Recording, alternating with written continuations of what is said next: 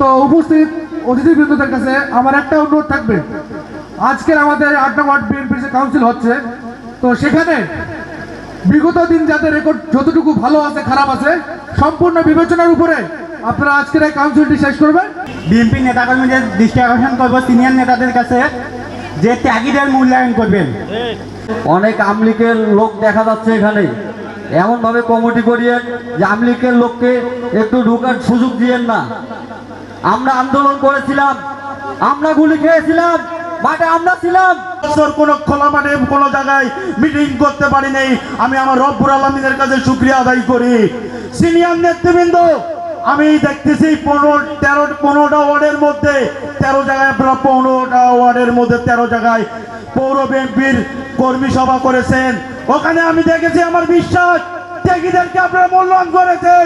যে ত্যাগীরা যারা জীবনের মায়া ত্যাগ করে যখন আওয়ামী লীগের দুঃসময়, যখন গুন্ডা বাহিনী পুলিশ বাহিনী দিয়ে যখন 5 তারিখে অনেকজনকে খুঁজে পাওয়া যায় না, যখন 100 বার মোবাইল দিয়েও ডাকলে পাওয়া যায় না, তারাই আজকে বড় বড় নেতা। এখানে পরীক্ষার দিন আবার শুরু হচ্ছে। আজকে থেকে আবার নতুন পরীক্ষা, আজকে থেকে আবার 8 নম্বর ওয়ার্ডকে নতুনভাবে গড়ার পরীক্ষা, আজকে বিএনপির পাশে থাকার পরীক্ষা। আজ আমি তো দেখতেছি আপনারা উঠতেছেন, বসতেছেন, যাচ্ছেন, সিগারেট খাচ্ছেন, পান খাচ্ছেন, আসতেছেন, কোনো কি আর না। আপনারা যদি এই কয়জন বক্তার বক্তব্যই শুনতে না পারেন, নেতাদের যদি বক্তব্যই শুনতে না পারেন, তাহলে কি জন্য আসছেন? আসার কোনো প্রয়োজন? ছাত্র জীবন থেকে বাংলাদেশ জাতীয়তাবাদী ছাত্র দলে যোগদান করি 1990 সালে। আদৌ পর্যন্ত বাংলাদেশ জাতীয়তাবাদী ছাত্র দলের পতাকা তলে আছি। 8 নম্বর ওয়ার্ডে যেসব ঘটনা আপনারা শুনলেন, সম্মানিত সভাপতি, সাধারণ সম্পাদক মহোদয় আমাকে, তাদের নির্দেশে আমি সেখানে গিয়েছি। পরিবেশ শান্ত করার জন্য চেষ্টা করেছি, দলের জন্য কাজ করেছি। কেউ বলছে যে আমি আমি সেক্রেটারি হব, কেউ বলছে আমি সভাপতি হব, কেউ বলছে আমি সাংগঠনিক হব। তো ভাই, প্রতিদ্বন্দ্বিতা যে আপনারা করতে যাচ্ছেন, আপনারা কি এরকম আপনাদের মধ্যে আছে যে আপনারা প্রতিযোগিতা করতে চাচ্ছেন আমাকে বলেন। যে কথাটি বারবার আসছে, ত্যাগী ত্যাগী ত্যাগী, আসলে ত্যাগীদের কথা কিন্তু আমাদের নয়। ত্যাগীদের কথা আজকে সবাই এক বাক্যেই বলতেছেন, সব নেতারাই এক বাক্যে বলতেছেন। ত্যাগীদের কথা কিন্তু এই দলের যিনি প্রধান, দলের ভারপ্রাপ্ত চেয়ারম্যান মহোদয় জনাব তারেক রহমান বলেছেন, যারা এই 17টি বছর, এই 15 বছর রাজপথে ছিলেন, তারাই দল থেকে নেতৃত্ব দিবেন। কিন্তু একটা খুব বিস্তৃত ওয়ার্ড এবং বিচ্ছিন্ন ওয়ার্ড, কোথাও কোথাও দ্বীপের মতো।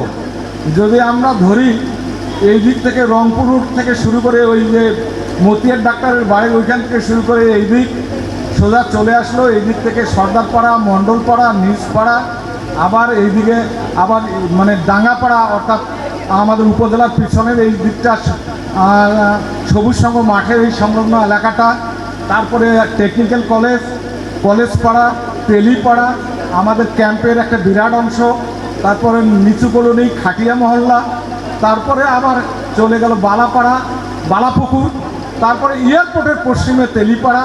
বিরাট একটা বিস্তীর্ণ এলাকা নিয়ে আমাদের কিন্তু এই ওয়ার্ডটা। এই ওয়ার্ডে আমরা চাই যে, এবং শুধু বিস্তীর্ণ ওয়ার্ড এলাকা নয়, আমাদের ওয়ার্ডের জনসংখ্যাও বেশি, ভোটারও বেশি। কাজে আমাদের এই ওয়ার্ডটা আরও নানা দিক থেকে ঐতিহ্যবাহী একটি ওয়ার্ড।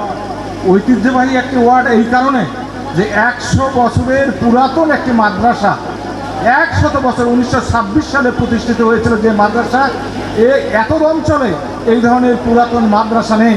যে দারুল উলুম মাদ্রাসা 100 বছর পার হতে চলেছে। আমাদের টেকনিক্যাল কলেজ, আপনারা জানেন, can't public college, board school, এই স্কুলগুলো ভালো ভালো স্কুল, মাদ্রাসা এবং বিভিন্ন উপজেলা এই আমাদের এই এলাকায় অবস্থিত। অতীতে যারা আমাদের সাথে ছিল না তাদেরকে আমরা নেব না, বলছে কি না? হ্যাঁ, অতীতে যারা আমাদের সঙ্গে ছিল না তাদেরকে আমরা নিব না।